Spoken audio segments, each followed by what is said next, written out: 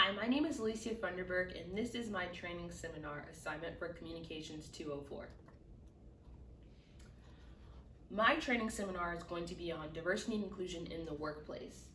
With this training, I want to be able to help a company foster a culture of inclusivity, ensuring employees are respected in the workplace. This training will teach you how to utilize today's technology to implement person-specific training and tips on how to improve your workplace culture. What are we going to focus on when teaching you what to incorporate into your training? The first thing is, what is diversity? And the question is not going to be, are we diverse, but how we can be more inclusive. The next point is going to be how to foster a culture of inclusivity. Basically, just be intentional. The next is, what technology is available for training? How can I make this interactive, and how can I make it more of a conversation? Next, we will discuss how to apply this to your workplace. You want to make sure that you get everybody involved. And the last question is, how do I make it look so easy? First, I want to discuss the benefits of diversity and inclusion in your workplace and why you should be doing training on it.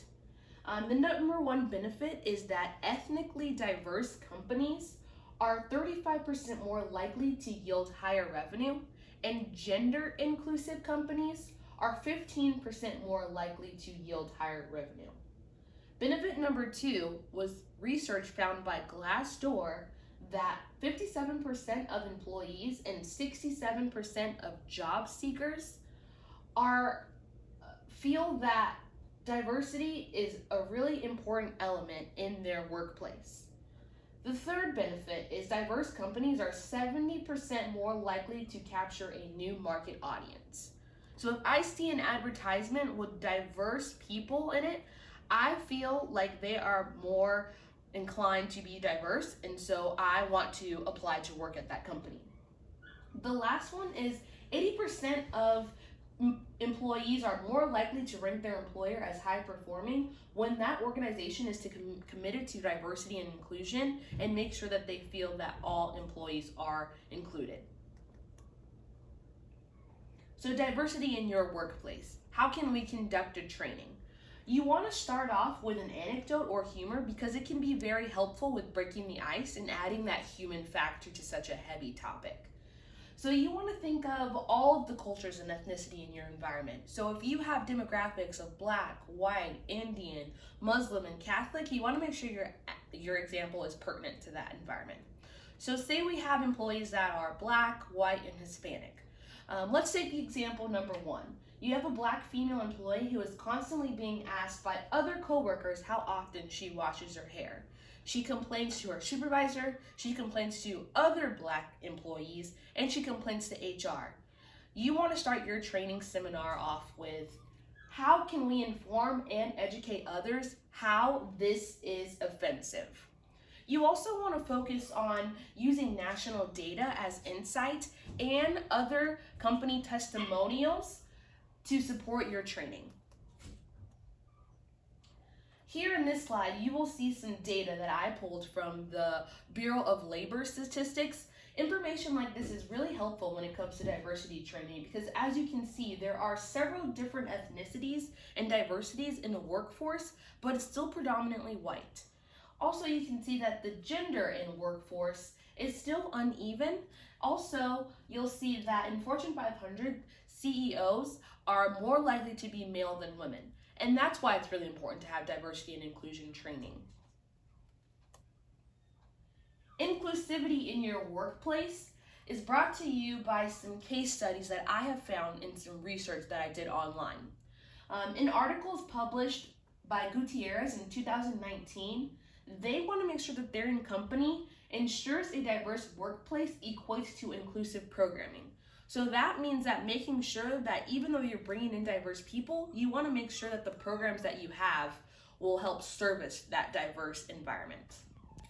The next is by Vasquez, also published in 2019. It says that they host events that actively encourage inclusive practices in their offices. And the last quote here is from Vlyman, published in 2019. where they want to educate the community about each other's backgrounds, and then they want to celebrate those differences.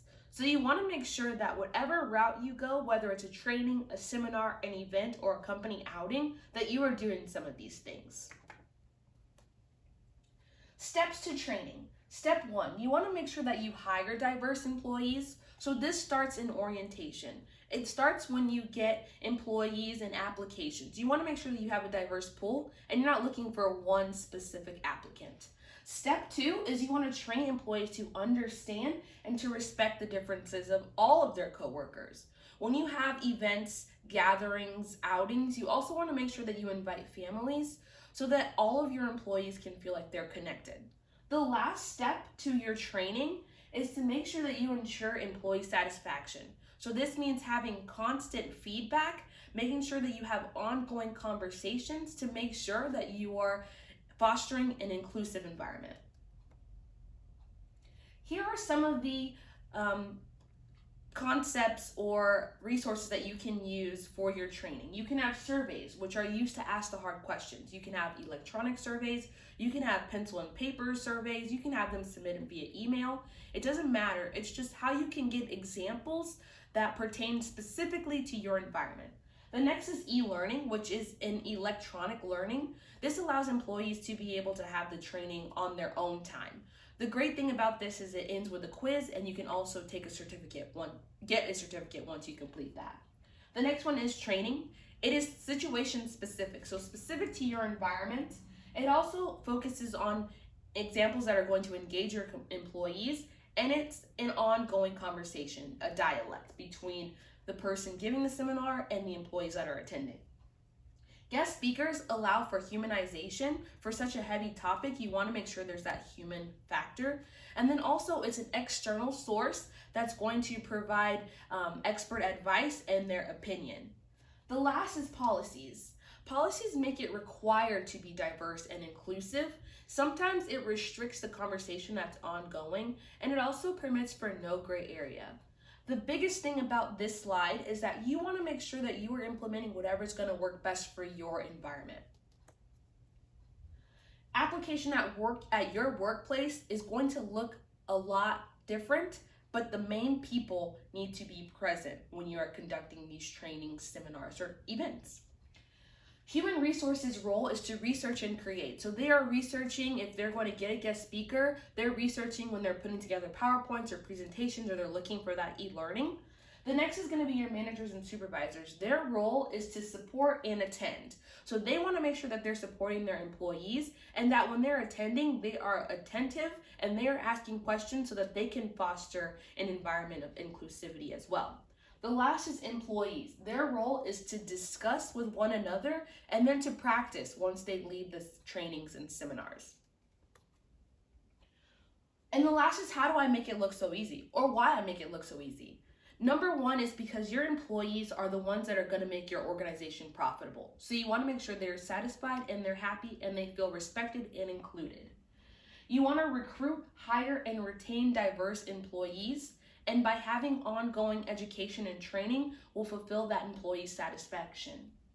You want to make sure that the trainings and events that you have educate all employees about their unique perspectives, backgrounds, and their culture.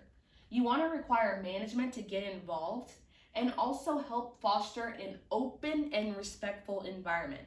And the last point, be genuine and tell the truth. Thank you.